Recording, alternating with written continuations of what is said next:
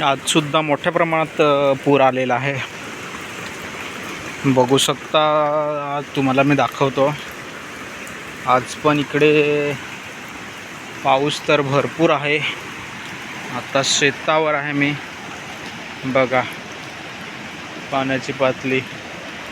तिकडच्या बाजूने जायचं आहे, परंतु पाऊस भरपूर आहे, त्यामुळे नाही जाता येणार त्या बाजूने मला. नदीचं पात्र वाढलेलं आहे आणि पाऊस आजपासून पुन्हा एकदा भरपूर चालू झालेला आहे. बघा, त्याच्यातून मला त्या बाजूने जायचं आहे, परंतु नाही जाता येणार. पूर्ण शेत पण भरलेलं आहे.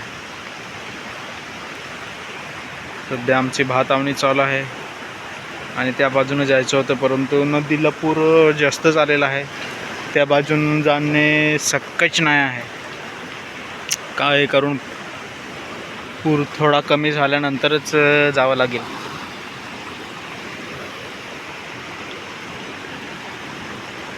बघू शकता तुम्ही.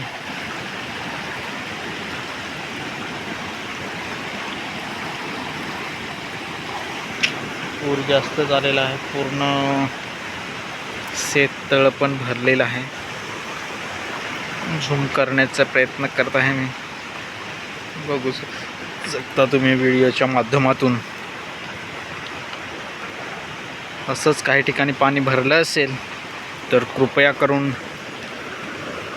काय हलगर्जीपणा न करून त्यामध्ये उतरण्याचा प्रयत्न करूच नका, कारण की आपल्याला माहीत नसतं किती जोराचा प्रवाह असतो.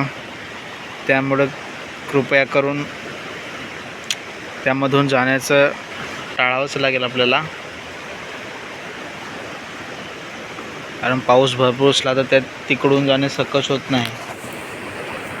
उगाच हानी करून घेण्यापेक्षा थोडा वेळ वाट बघावी का लागत नाही, तरीसुद्धा थांबून घ्यायचं आहे आणि नंतरच जायचं. हे बघा, पावसाचा जोर वाढतच आहे.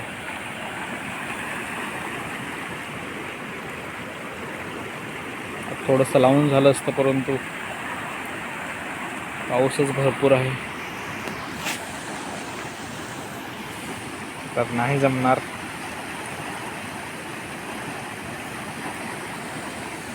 जायला त्या बाजूनी. चला तर निघतोय मी आता. पाऊस भरपूर आहे. थोडंसं आमच्या आता इथे पडाल आहे, त्या पडालीमध्ये बसतो आणि थोडं 15-20 मिनिटांनी बघूया.